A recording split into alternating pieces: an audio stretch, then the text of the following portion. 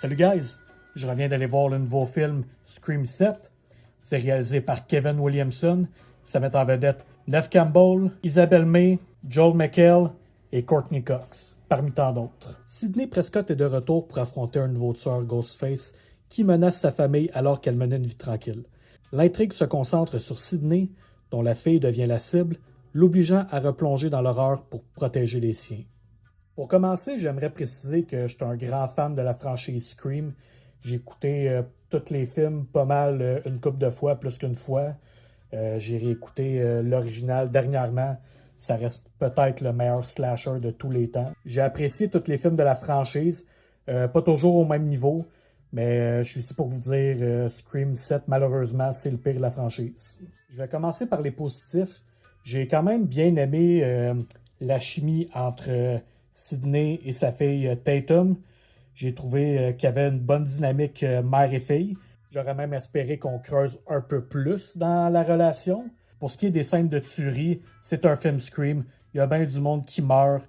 Certaines scènes qui sont assez dégueulasses. Presque niveau gore à la Terrifier.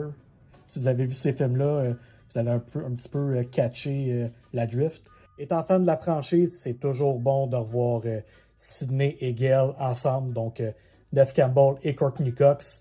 Les revoir ensemble, c'est toujours du bonbon. Parlant de bonbons, il y a beaucoup de nostalgie dans ce film-là, donc si tu es un fan de la franchise Scream, vous allez être servi for sure.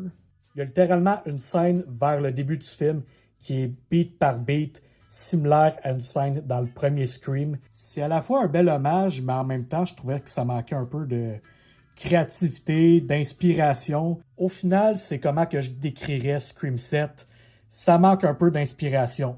Le nouvel ensemble de personnages qui est introduit, légèrement forgettable à mon avis. Pour moi, un des aspects les plus importants de la franchise Scream, c'est d'avoir un bon climax, un bon payoff. Puis malheureusement, Scream 7 a le pire payoff et climax de toute la franchise. Ça reste un film qui est enjoyable malgré tout, surtout les deux premiers tiers.